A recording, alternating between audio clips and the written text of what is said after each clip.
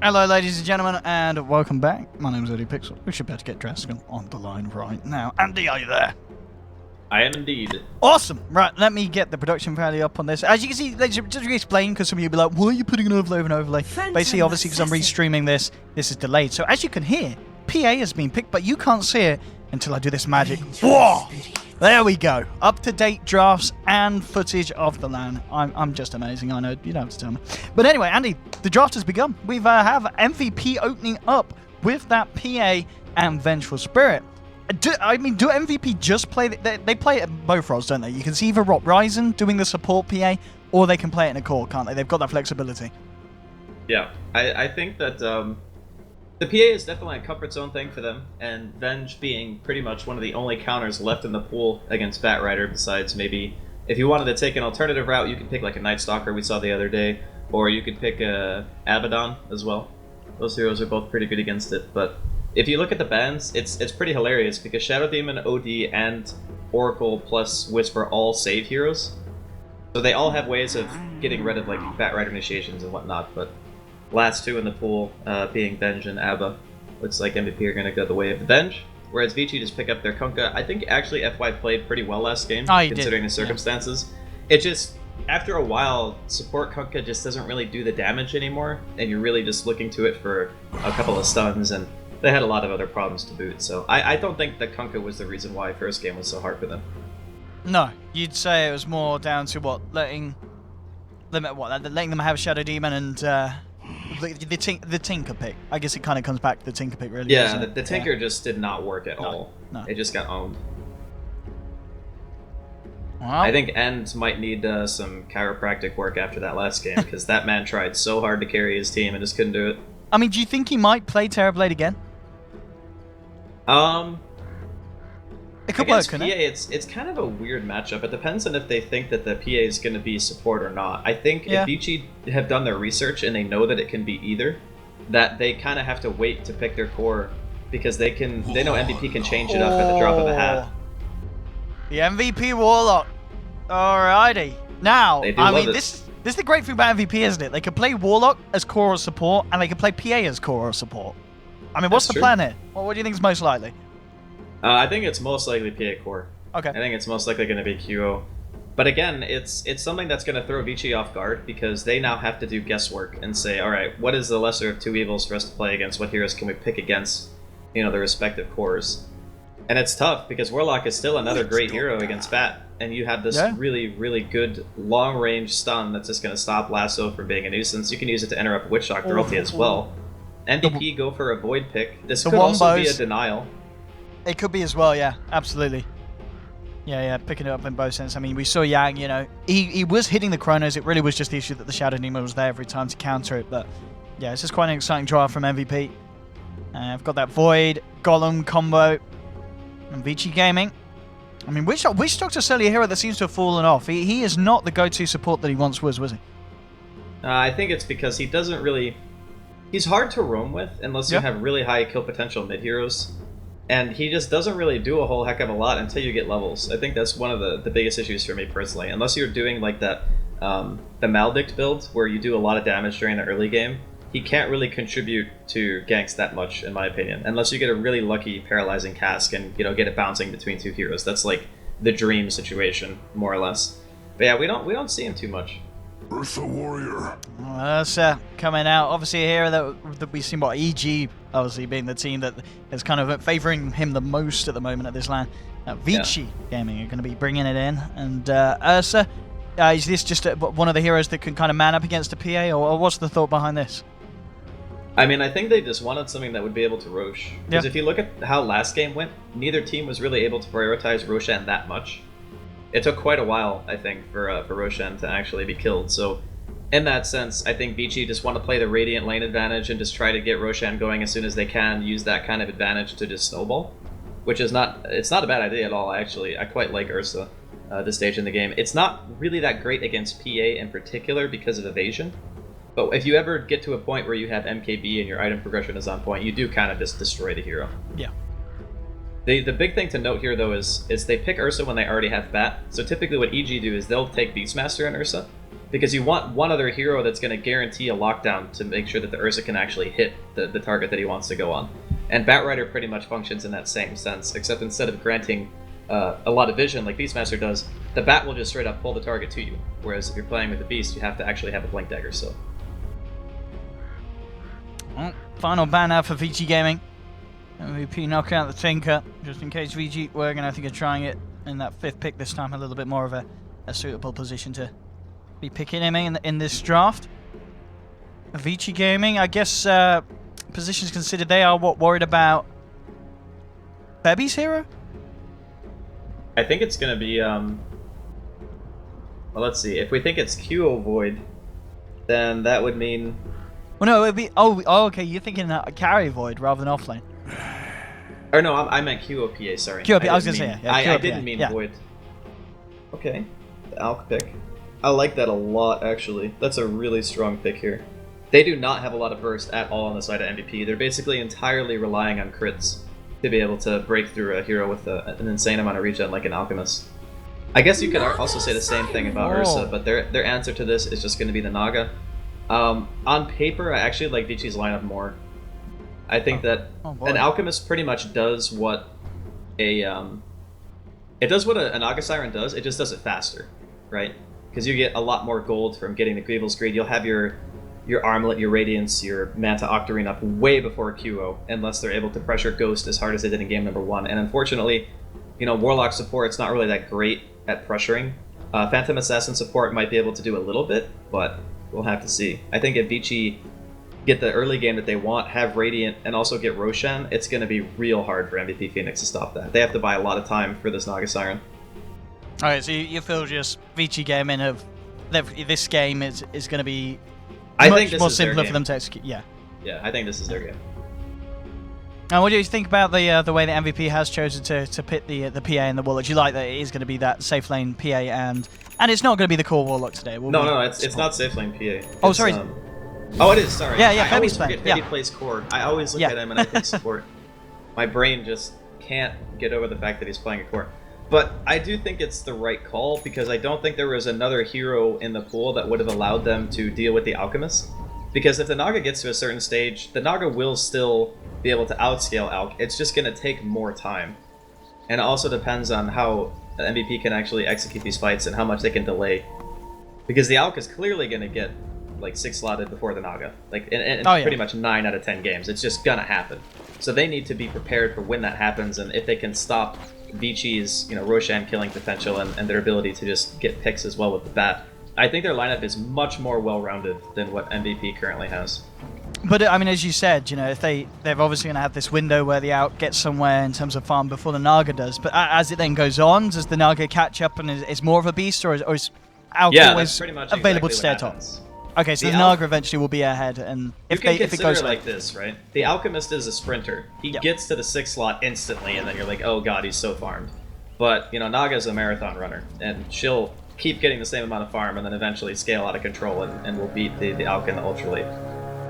Well, of course, MVP want to contest. Ghost getting this rune at the start, trying to force him away. The cast coming through though, good bounces as well. Torrent onto QO, but Ghost, he's the one falling low, and he goes down.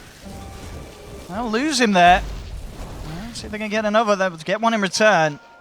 And that will be, of course, first blood going the way of Dubu, taking down the Alchemist. And, of course, due to that, MVP will also decide to get both of the bounty runes. So both bounty runes and first blood. Very, very good bit of play for MVP, especially since they deny Ghost the chance of picking it up. Yeah, he did skill spray, though, because they were fighting. Oh, yeah. So it doesn't hurt him as much. If you don't have spray on the first wave, it can be very annoying. He is missing all of his CS, though. That's pretty bad. He only got 1 creep in the first wave. It's pretty unfortunate. Up top, Yang trying to give it a bit of some against Dubu. He got a fair few stacks up, but the rest of the team coming to back him up. In fact, Ryzen got out by the Torrent. 2 stacks on him at the moment. He's going to fall fairly low. There'll be another Torrent in a second. Looks like he'll be okay. Yang being forced back by Febby, but again, Yang just keeping a lot of these stacks up on the heroes of MVP. Dubu's still hanging around on the sidelines, nearly enough mana for a magic missile again, and that might be the point to go in. See if they can get a bit of a kill. He's got his eyes on him from the side, and FY is coming in looking for him. As Dubu just can't quite find the angle. And this is one of the issues with the Warlock support. It's very hard to get kills with this thing. You really want to play a greedy early game with the Warlock. You want to try to get pulls out. You want to get, you know, as much as you can out of the first 10 minutes. Try to hit a quick 6. But because of that, you know, Vici obviously are aware, and they're just sending another hero up here to constantly keep the support in the same spot. He's going to go on FY here. Catching missile. Not a fair bit, but it's not enough. And again, Yang just able to force MVP back, getting those napalm stacks up on them, and making it very hard for MVP to fully commit for a kill. Elsewhere, though, the other lanes, as you said at the start, Ghost suffering in CS and still continues to be that way. QO with a comfortable lead, 8 for 5 against Ghost 4 for 1. And they're down on the bottom lane. And only 5 for 2 at the moment, so it looks like Velo has been able to do a little bit in terms of disrupting the Ursus farm. So I'll have to keep eyes on that. Back on the top lane, making another go, this time onto Yang. Be a torrent. It's going to catch Dubu out. Yang out of mana though. He's going to try to drive over Dubu, looking for the kill. Dubu getting low, he'll go down. Let's see if Febby can do anything. He's got 4 stacks on him, but the dagger will finish off Yang. FY with the torrent, catches Febby. Does he have quite enough damage? It doesn't look like he has, so he's got to run. Febby even might go for this one. He's got a blink strike. He's going to jump in. Febby looking for the kill on FY. He has to back off. Torrent is actually going to catch Febby, but the heal from Ryzen will be enough to keep him alive. Yang's actually coming in. Can Yang clean this up? He's got the Firefly in a bit, but not quite soon enough to do it. So MVP will be fine. Febby gets salved up. But a very, very chaotic lane up on the top for both sides. Yeah, there's something else that we need to take note of, though, is the fact that, you know, QO is actually owning mid. Yeah. Like, he forced Ghost to kill himself the neutrals to get back to lane, forced him to buy more regen. Like, everything about this lane is just going horribly for him ever since dying at the top rune and not being able to take use of the Grievel's Greed at level 1. That's kind of a bad sign. I mean, granted, Alk doesn't need an amazing laning phase, but if he does have one, he just gets to his items even faster than he normally does, and you don't want QO to be able to hit his Radiance timing, you know, within like 5 minutes of Ghost hitting his. And the harder of a time he has, then the closer that's going to be. Do you think we could expect any kind of rotations towards the mid as well? I mean, can either team kind of swing it heavily in their favor if they add a +1 to this matchup? I think it's quite difficult actually for MVP to make any rotations.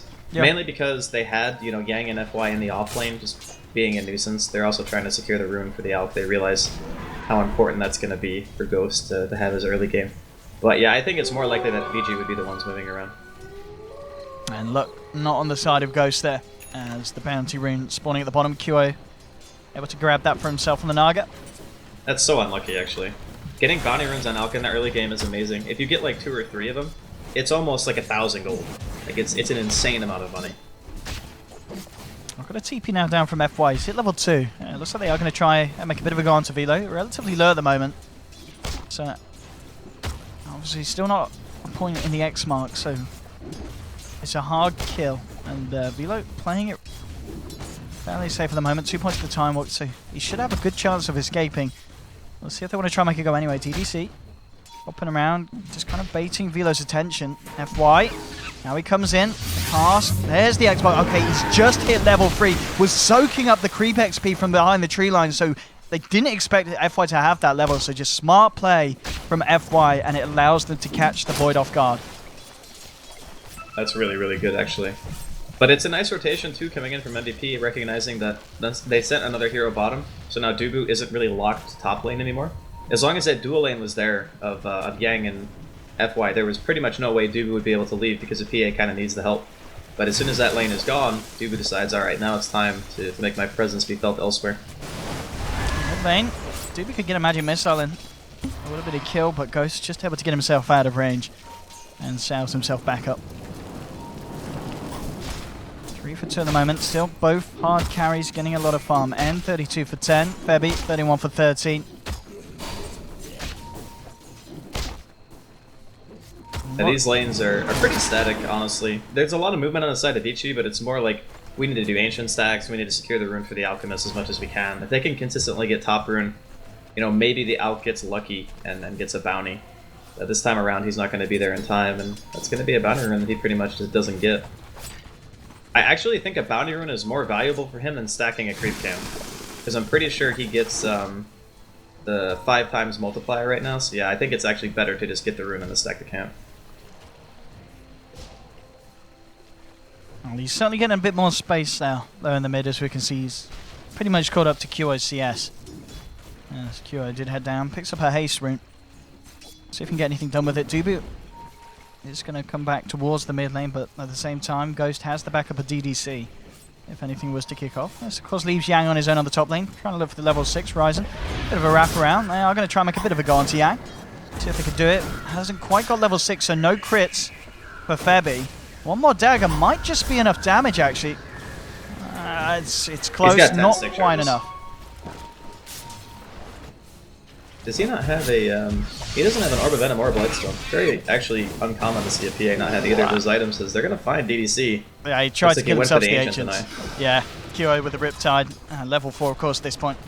Far too much burst for DDC to try and play around and get that deny off. Oh yeah, as you said on the top lane, just forcing Yang back. They get the space to put in onto the tower. They're going to have Dubu move over as well, just in case the TP comes through. As Yang does return to the lane, comes to the tier 2. We'll see if Dubu can find a wraparound here. He's going to want to try for this one, and here we have it. Starting dagger slow to set him. He needs to get the magic missile before he's over the tree line, or if they've got the range, one more touch would do it. Hey, actually, he's already ticking down already. He should be dead, Yang.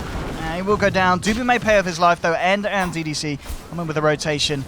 And they will find the Venge, but offlaner for the support. MVP will be happy with that trade indeed. They also did force a rotation on N, like making NTP. I suppose FY can just soak bottom, try to hit the quick 6. Maybe N doesn't really care too much. The fact that he had a TP towards top just going to make it a little bit more difficult to farm for the next few waves. But, you know, in the early game, it's pretty even. I mean, Alc is pulling ahead a little bit in terms of net worth. You would expect that, just because he hasn't really been pressured a whole heck of a lot. But it's all about when Ghost hits his item timings. Like, you just want the armlet up, you want the radiance up as fast as humanly possible, and then you want to start doing your own form of the Naga Siren strat. As Vilo actually finds a kill down here in the bottom lane with the help of Dubu. Well, had the chrono as well, so yeah, indeed FY just getting caught out. Find the magic missile and the follow through bashes. Mid lane QO looked to be in a bit of a trouble as Yang came in, was trying for the lasso. QO simply songs, heads back, walks it off. Keeps himself safe. Dubu is actually going to continue from that kill down bottom and move towards the mid lane. Just going to get the sentry down. Trying to disrupt some of the Alex progression.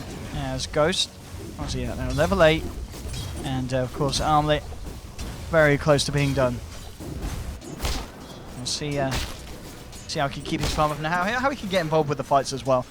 Interesting to see as well. And going for the Mask of Madness build on the Ursa this game.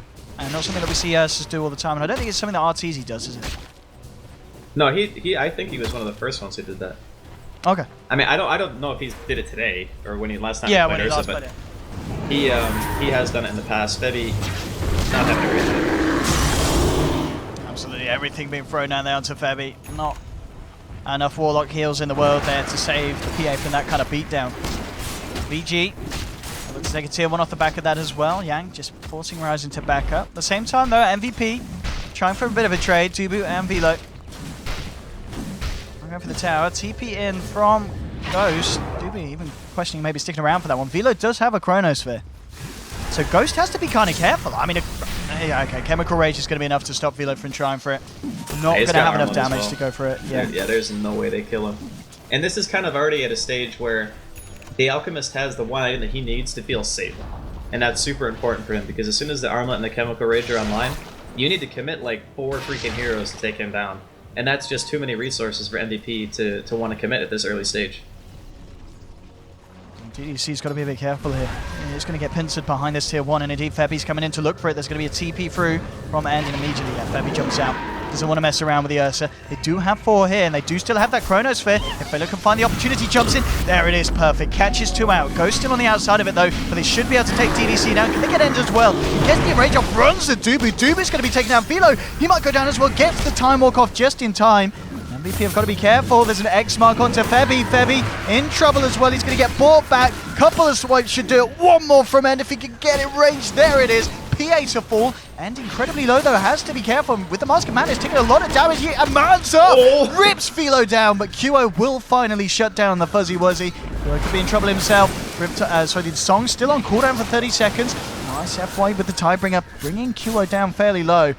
And he has the backup of Ryzen and Dubu. So MVP will get out. But at the end of it all, and does go down, but he did manage to get a fair bit done before, so taking down some big kills, getting the Void and the PA away from MVP. Man, that was a man up there for men. A lot of people would have just walked away from that and just said, alright, I'm probably just gonna die. But getting a kill before he actually drops. I would still say that Vici are doing pretty well. Sure, QO, he's 2,400 gold towards his Radiance right now, but he's only 700 gold ahead of Ghost, and Alchemist is going to be able to recover that difference in no time at all. I suppose the other thing too, we haven't really talked a lot about in this game, is Yang. His blink timing is not really quite as fast as he would like. He might even go back for the full drums instead of going for the blink. We see a lot of Bat Riders actually do that. It's just it's a hard game for him because the heroes on his team actually just take so much of the map away.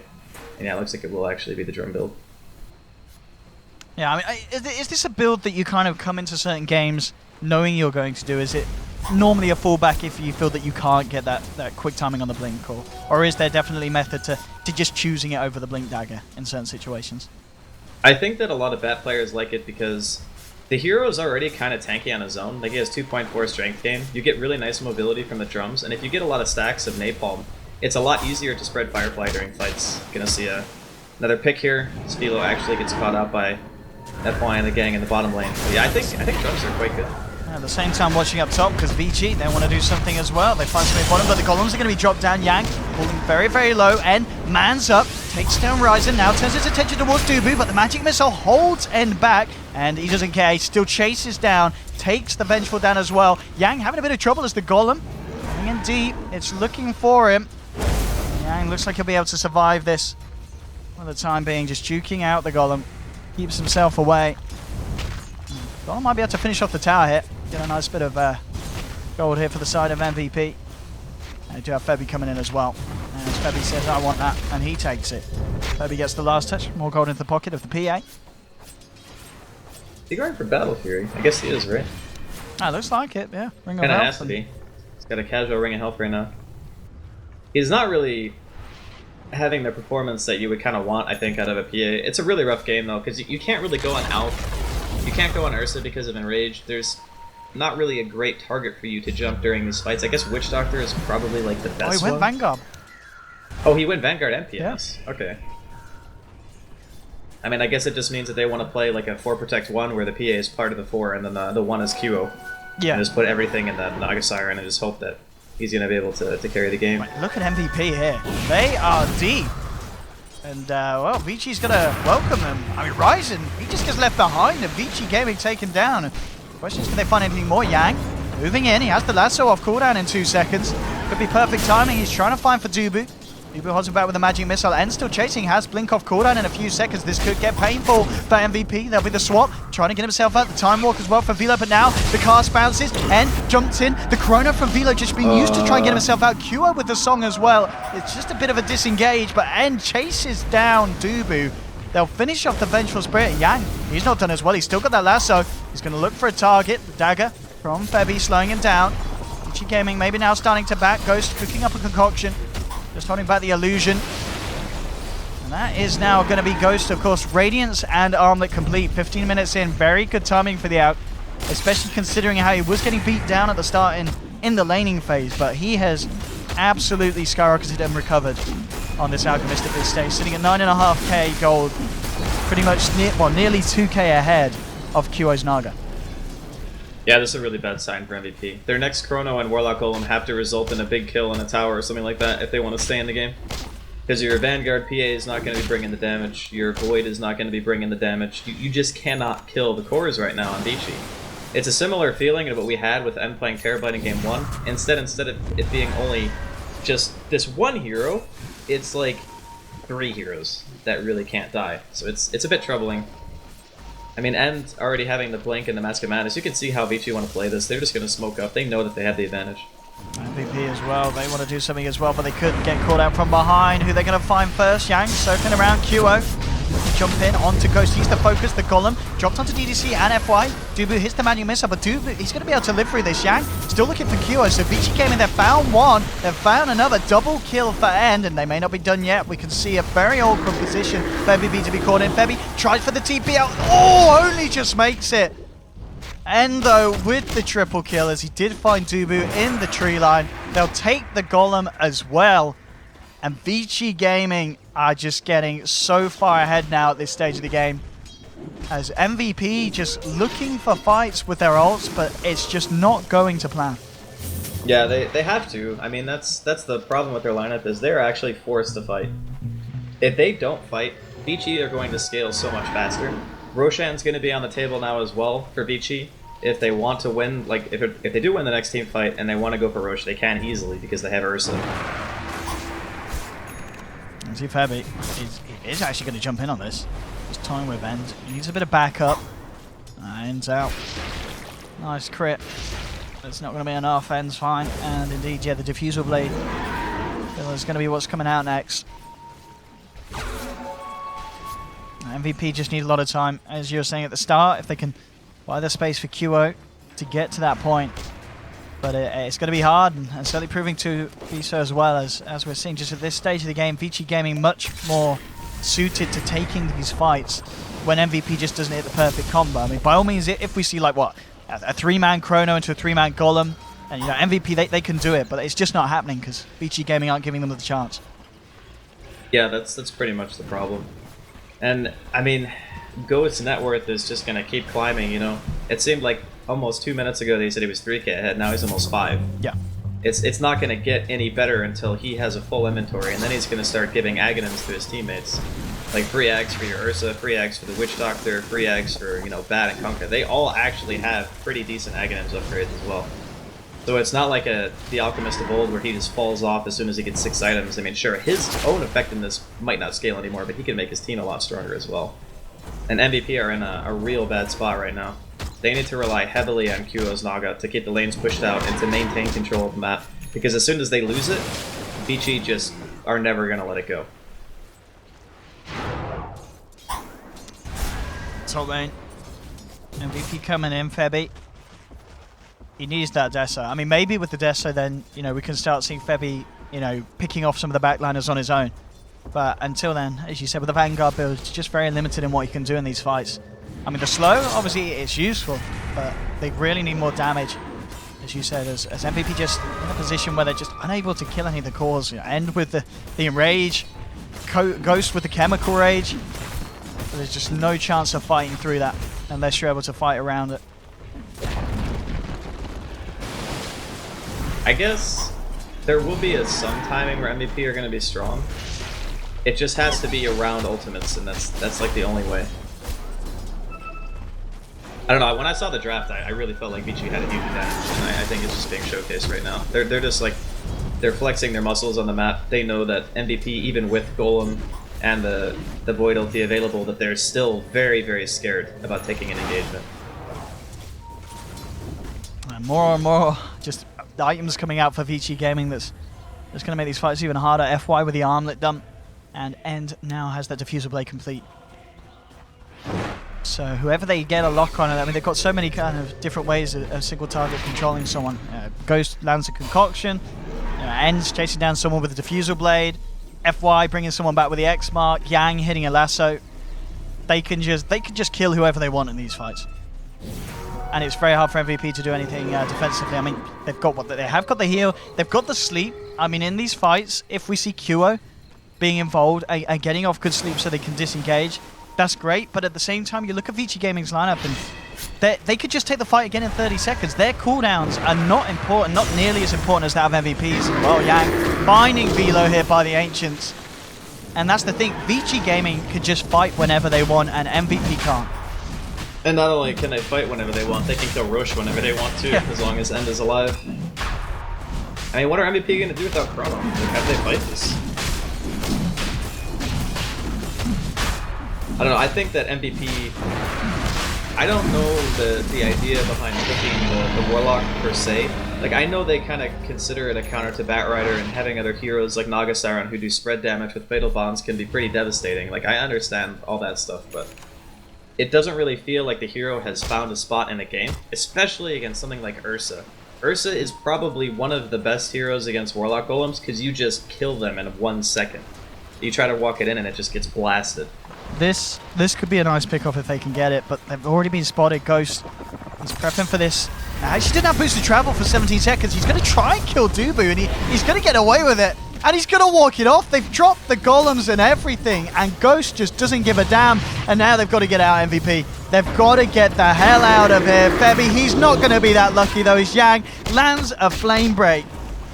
And when you do it like that, when MVP coming round, finding one on their own, going for the golem drop, and it's just not enough. You can see just how desperate MVP are, and they just don't know what to do.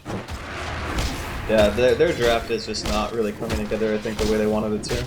I think it all goes back to the dual off lane. Like, Vici understanding, it's like, okay, we pressure this lane, we keep the supports locked in one place for, like, the first couple of minutes, they're underleveled, they're not really accomplishing a lot, like, poor Ryzen, he's just throwing out an ult whenever he can, and it doesn't really do anything at this point.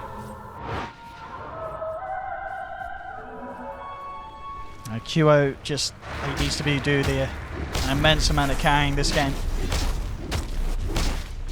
A very, very tricky situation for the side of MVP to be forced into. And we can see if this works. Let's look at the... wow, look at that. Wow, player comparison on the screen at the moment. As we can see some flashes up the fan. Let's get rid of that because we're about to see something kick off. QO, he's been found out. Yang gets the lasso, bringing him back in. There's the chrono. Does manage to catch 4-5 heroes, in fact, effectively. They can't... Where's the follow-up? It just isn't there. Golems are still on cooldown, so Vici Gaming, they're held back by a chrono, but they just continue straight back after. Ryzen's down. Febby's going to be X-marked into the Torrent combo. They'll get another godlike streak now for End on the Ursa as he picks up a double kill. And, I mean, it is really getting to that point where MVP probably planning for Game 3 now. Yeah, I honestly wouldn't be shocked to see them call GG soon. I mean, MVP are the kind of team that are probably not as likely to do that because they like to fight until the end. But this game is just so bad for them. They can't... Like, there's no big power spike. Like, what item are MVP going to get that's all of a sudden going to make this situation okay? There's just not anything. I mean, even rapiers won't even help. Well, here's the big push. Looking to take the racks. What can they do? No chrono. Alan took golems. They got the golems in 20 seconds. And they really need something spectacular here, especially with N having the Aegis. And Torrent is caught out Velo. Time walks back. Febby coming in with the dagger spam. Popping in rage. Now he'll jump in and will manage to take the Aegis out of the hands, but immediately Yang with the lasso. It's a 4-man drop there from Ryzen. DDC falling low. Febby trying to move in with the help of Velo. They'll take down the Witch Doctor. Now with the net onto Yang, but the Torrent, the bow coming through. In fact, the run, will it keep Yang alive? No, it doesn't. Velo time walks ghost away. QO now with the song. Febby has been X-marked here. Can they actually get out of here? They're so low. QO has to walk it up, but N jumps in. They'll get the Naga Siren. And MVP, they will buy back on QO. Febby being chased up by... Oh, the Talon dropped there. No. Can I kill him? No. Goodbye. No, casual TP out. Yeah, he's out. I think he wanted the gem. That's why he dropped the Talon.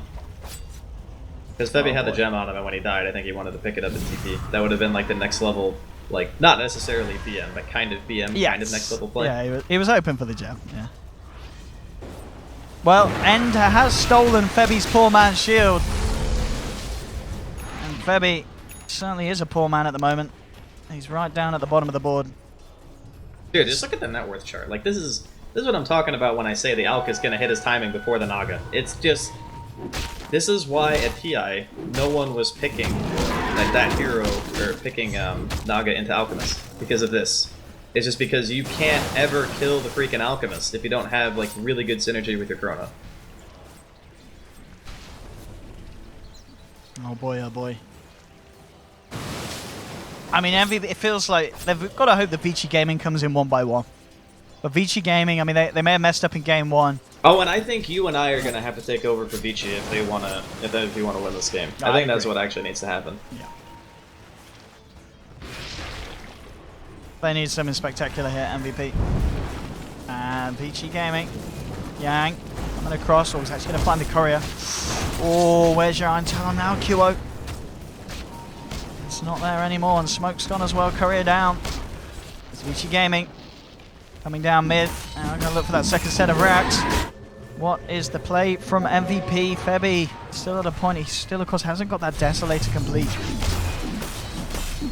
I mean, we talked about whether they were going to play or draft support PA, and they've unintentionally done so this game. And it's not working out for Febby. Yeah, it's painful.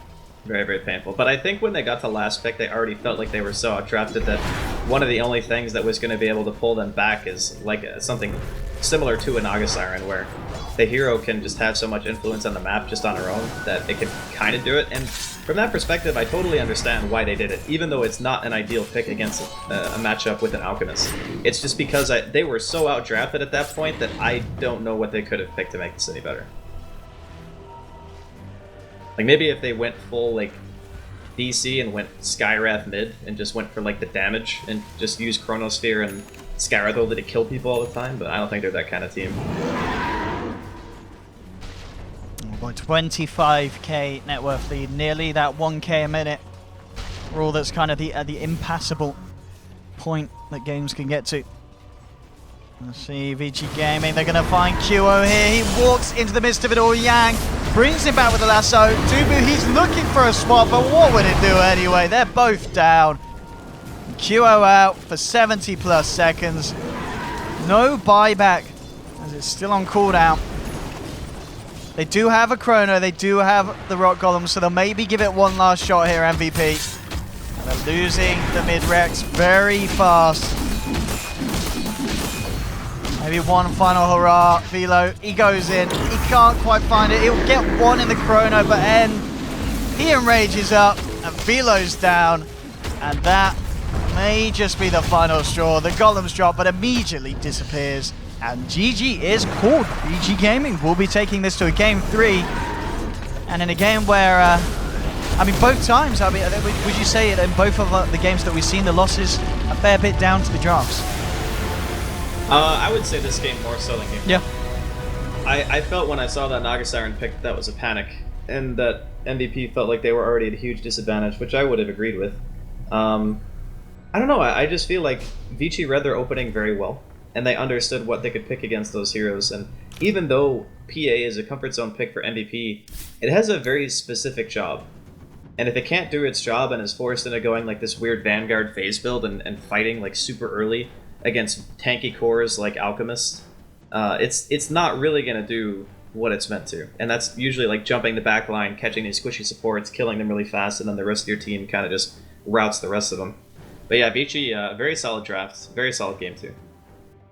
Absolutely. Game 3. It's going to be exciting. I mean, we've seen a lot of kind of differences in the drafts as well, which is very refreshing from game 2 to game 1. So we can expect some hopefully different stuff again in game 3 from both sides. I mean, again, I've got to ask you so far, you know, this series, who's playing the better Dota? Who do you feel is the stronger side? I actually think that Vici have had a stronger showing in general. Like, if Ghost didn't have such an abysmal game 1, I feel like they could have pulled that one back. When I watched this game, I was like, MVP actually need Vici to leave their booths if they want to win this game. Like, that's how bad it was because of the Alchemist just getting out of control so fast and their inability to stop it. Like, they just could not stop it. Boy, oh boy. Well, ladies and gentlemen, don't go anywhere. Me and Andy will have a short break. We'll leave you with the expert Chinese coverage for the time being, as you can follow it all, as I'm sure you'd much rather watch this than a blank screen. And myself and Andy will be back very shortly for Game 3 between Vici Gaming and MVP Phoenix.